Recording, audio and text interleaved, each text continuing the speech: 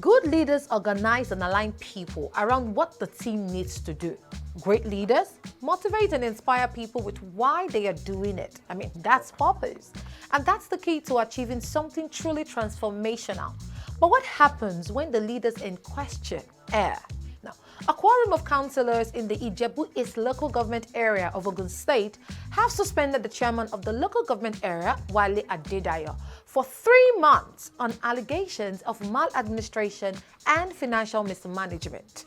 According to the Punch, the invasion of the LGA Secretariat by over 100 mobile policemen followed an alleged move by the Ogun State Governor Dapo Abiodun to impeach Adedayo, who recently accused him of withholding federal government allocations meant for local government areas within the state. Now, reports have it that Adedayo had dragged Abiodun before the EFCC and the ICPC, demanding the investigation of the governor over alleged mismanagement of local government funds.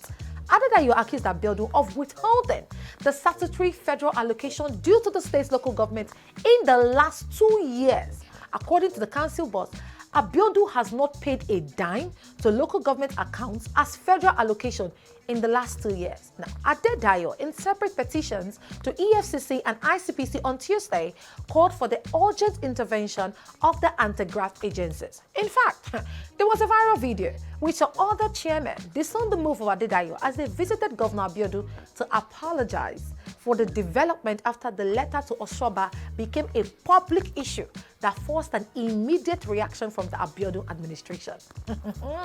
My people, what do we say to these things? Is it now wrong for a council boss to call out his oga at the top if he feels he is defaulting? Where is the transparency that we preach?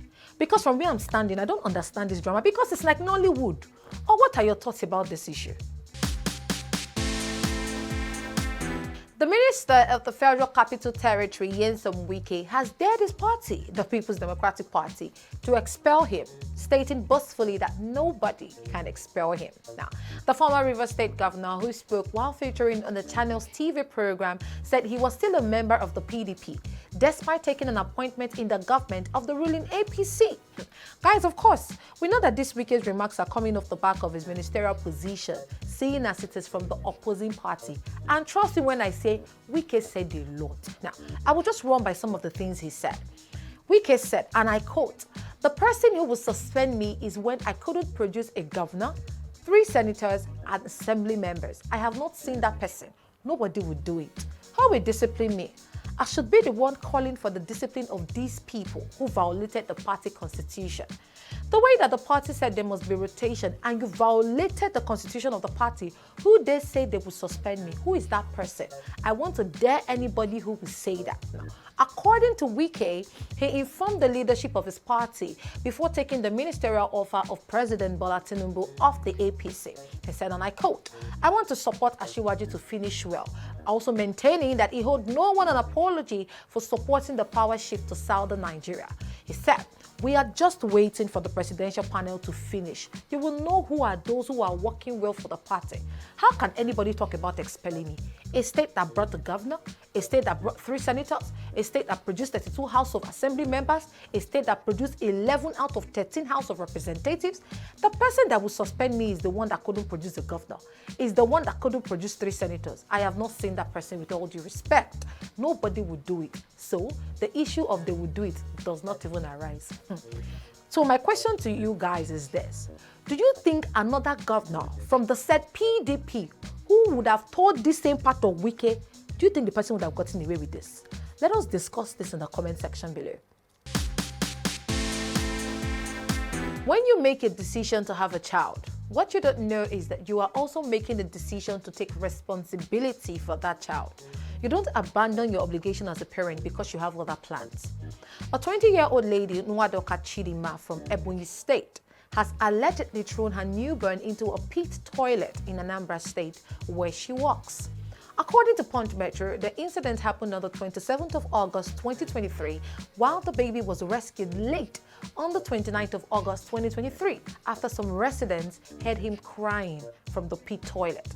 A resident who gave her name as Esther said the culprit, who was pregnant at the time, secured a farm job in the community and while on the farm, went to use the toilet, after which she came back dripping with blood. Now, Esther, who thought Chidimma had a stillbirth, immediately invited a nurse who, after examining her, disclosed that the baby was gone. Fast forward to Tuesday, when they started hearing a baby's cry that then caused them to quickly use a ladder to climb down the pit. They saw the newborn and rescued the newborn and immediately alerted security agencies and the Ministry of Women and Social Welfare. The State Commissioner for Women and Social Welfare, Ify Obinabo, who reacted to development, quickly intervened by taking the newborn to Chukwuemeka Odumegwu Ojukwu Teaching Hospital, Amaka Awka, for treatment, and the culprit was subsequently arrested. Now, this is a very pathetic story, but here's my stance on this. Not all parents who throw newborn babies into dumpsters are sociopaths. Unfortunately, most who do this are young girls too afraid to know what to do. They face being ostracized by family, friends, and community, and without that support, they'll be kicked out of their homes, having to take care of an infant they have no idea what to do with. Many are unwed, so they face that stigma of being dirty. Often, because of religious or cultural reasons, they can be killed for having a child without being married. But does it make it right? No. Therefore, we can blame the mother for her barbaric actions, but we all equally have work to do.